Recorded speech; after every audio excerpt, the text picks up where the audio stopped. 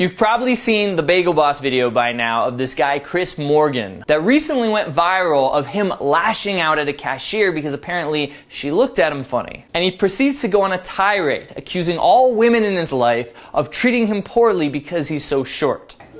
Why is it okay for women to say, oh, you're 5 feet on dating sites? You should be dead? That's okay? Who said that to you here? Nobody. Women in general have said it on dating sites. You think I'm making that shit up? Everywhere I go, I get the same fucking smirk with the biting lip. This victim mentality is an all too common mindset that so many people have. Chris here just kind of took it to the extreme, and it creates a lot of resentment towards those we blame, and often culminates into seeking revenge, as you can see Chris do here when he's on a date. So you don't want to go back to my place? No. You don't want to hang out? No, I'm going home. You don't want to fool around? No. All right, give me 1 minute. I gotta open the door. Hold on.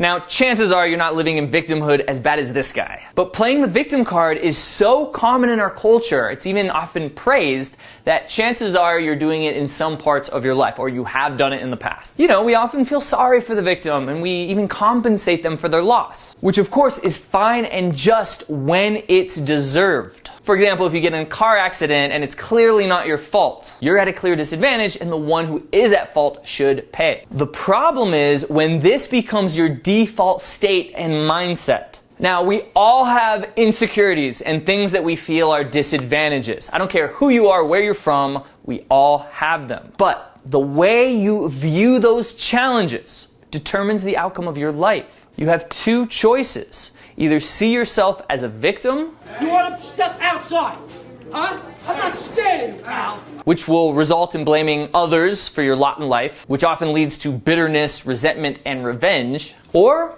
see yourself as someone who rises above his circumstances and succeeds despite his shortcomings. When we live in victimhood, we feel like everyone and everything is out to get us, or that we just can't succeed at something because of our situation.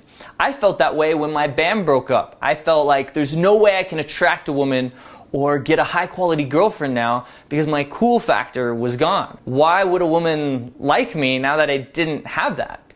And I fell into a slight depression for a little while. I felt like a failure because my band broke up, and I felt like life was against me and nothing was fair. And that type of mentality, of course, just attracts more unwanted circumstances because like attracts like. Now, I'm not necessarily talking about the law of attraction here, although there is a lot of science about vibrational brain frequencies that does suggest the law of attraction is true, but what I'm actually referring to is your brain's reticular activation system. Have you ever noticed that when you want to buy a new car, all of a sudden you see that car everywhere? It seems like everybody's driving it. It's because your brain is now noticing it and searching for it. Well, the same applies for your life view. If you see yourself as a victim and that everyone's out to get you, then your subconscious brain's reticular activation system looks for that and searches for evidence to prove that you are right. Your identity is always trying to prove that you're right. So you're essentially attracting what you don't want into your life. And by blaming others, you're telling yourself it's not your fault, it's everybody else's fault. There's nothing wrong with you, therefore you don't have to change. Because change is hard. Change takes courage. Change means you're gonna have to step out of your comfort zone and take some risks. And who wants to do that? Successful people, that's who. In my opinion, just about all successful people take responsibility for their life. While unsuccessful people, people that seem to fall short of their goals, people who never achieve their goals and always seem to fall short and always seem to stay in their unwanted circumstances, blame external factors and live in victimville. And they usually surround themselves with other people who have the same victim mentality. So of course they can justify their worldview about how bad they have it, how life isn't fair, and how only bad people succeed. And if that's you, and you actually try to change and better your situation, chances are your peers will actually pull you down and do everything they can to keep you at that same negative vibrational level as themselves. It's like that old analogy of crabs in a barrel. When one of them tries to escape and almost reaches the top, the others grab him and bring him down to the bottom. Sounds pretty bad, right? I mean, why would anyone want to live that way? When we blame others or society or just anything outside of us, it allows us to preserve our ego so we don't have to look at all of our shortcomings. Our subconscious brain actually does this as a survival mechanism so that we can stay safe, so that we don't actually have to change who we are. I mean, we survived this long being this way, why change and risk danger? It's a pretty dumb way of thinking, but we have a lot of subconscious programs that are hardwired from thousands of years of evolution that just don't serve us in a modern society. Case in point. Shut your mouth. You're not God or my father or my boss. So, how can someone like this, who feels like he's been shit on his entire life, change and take control of his life so that he can get better results and become the writer, the creator, and master of his life so that he can get what he wants, including beautiful women? Well, I'll tell you the truth. It's not easy because everything inside you and things outside you, like your peers, are going to try to keep you right where you are. But the good news is you can change your identity and break free from the vicious victim cycle that's been holding you back with the following 5 steps. By the way, if you like the video so far, make sure to subscribe to this channel and click that bell notification icon. First, you need to stay away from your friends, your family, your peers, the people that are keeping you in that victimhood mentality, the negative influences in your life, the people who always seem to look on the sour side of life. Now, some of those people you may not be able to just eliminate. They might be family members. But don't tell those people about your goals or things that you're trying to do to better yourself, because likely they will just try to bring you down and tell you all the reasons that you can't do it and you can't succeed. So better to just leave those details out of the conversation and start meeting new, positive people, people that can lift you up and support you in your success. Step number 2, you've cut out all the negative people. Now you need to cut out the negative thought patterns. I just want you to start noticing when all these negative thoughts, all these blaming thoughts about how it's their fault and the world is out to get you and nothing's fair and how you're always a failure, anything that seems like a self-sabotaging thought, when it comes up, I want you to just think of it a different way. What is another way to look at whatever situation you're thinking about? Put a positive spin on it. For example, let's say you're driving to work and somebody swerves in front of you and cuts you off and they seem like they're some drunk a-hole and you're mad and you're cussing at them. And yeah, they might be some drunk a-hole, but what's another way of looking at it? Another reality that may or may not be true, but another spin you can put on it. Maybe there's a bee in the car and they're just trying not to get stung because they're allergic. Or maybe they have a baby in the back seat and the baby's choking and they're trying to get the food out of the baby's throat while not crashing the car. Now, I know that might sound a little absurd, like you're lying, you're putting this story that may not be true onto the situation, but also the story that it's some drunk a-hole may not be true either. So instead of putting a story and a spin on it that pisses you off and puts you in a bad mood and makes you hate somebody, put a spin on it. Tell yourself a story that makes you feel love and compassion for that person. Or for me, I used to live in LA and I'd get really pissed off when I had to drive home in traffic for like 45 minutes to an hour. And I realized I would just put myself in this bad mood for no particular reason. So I started looking at it as, well, what's positive? What can I do with this time that would be efficient and make me feel good? So I started listening to educational CDs and a lot of dating advice.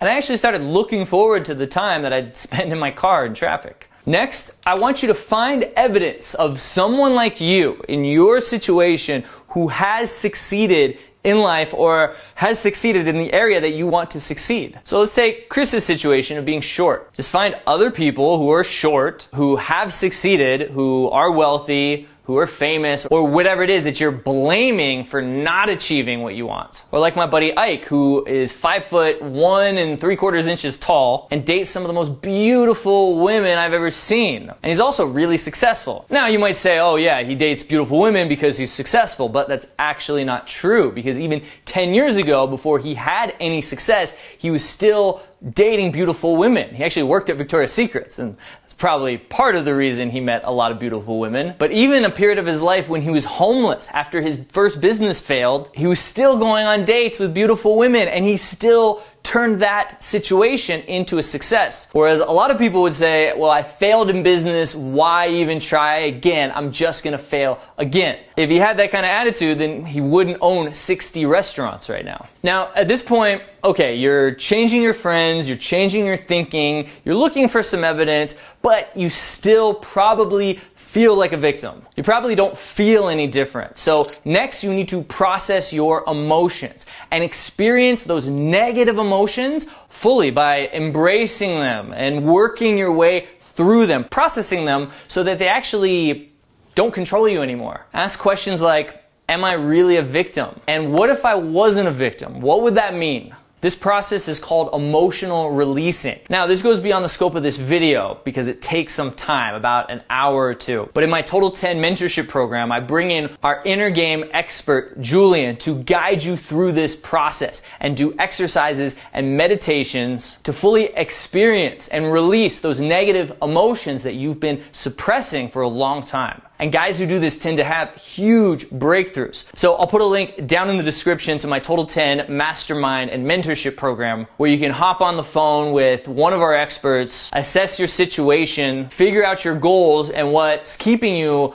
and preventing you from achieving those goals, and see if you qualify for the Total 10 program. Again, there's a link to that down in the description. And finally, you need to take action. You need to take action towards your goals and look at any failures or any bumps in the road as feedback. Because victims tend to give up at the first sign of resistance, whereas winners relish resistance and look at it as learning experiences. Think of it like bumper bowling. Every time you hit the side, it just puts you back on course. So every time you make a mistake, don't beat yourself up about it. Just look at it as, okay, I found something that didn't work, which means I can try something else that may work. So for example, with women, when you feel like you got rejected, or you feel like you approached a woman and she didn't like you, or you failed in a relationship, ask yourself these two questions. First, what was great about that? What did you do that was positive? If you just walked up to a beautiful woman on a park bench,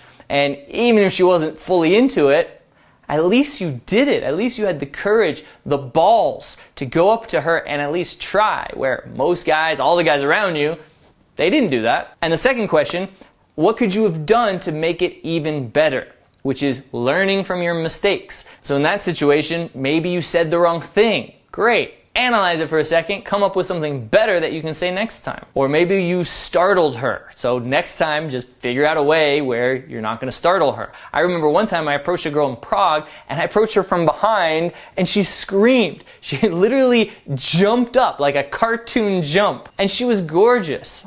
But I didn't beat myself up about it. I just said, okay, let's not approach women from behind. Let's make sure to always do it from the front. Because people can tell you what to do and what not to do in life, but until it becomes an emotional experience, like you actually failed and it startles you or it feels bad for a second, that's how you truly learn, because it had an emotional impact. Well, there you have it. You may not feel as victimized as the Bagel Boss guy, but chances are the victim mentality and blame might be holding you back in certain areas of your life because that mindset is so common and accepted in our society and mainstream media especially. But to conquer your life and achieve your goals and just flat out be happy, you need to step out of victimhood and into responsibility and acceptance by staying away from sabotaging people, cutting off negative thought patterns before they happen, and putting a positive spin on things. Find evidence of others in similar circumstances who have succeeded. Process your negative emotions so that you can move on. Take action towards your goals and look at all roadblocks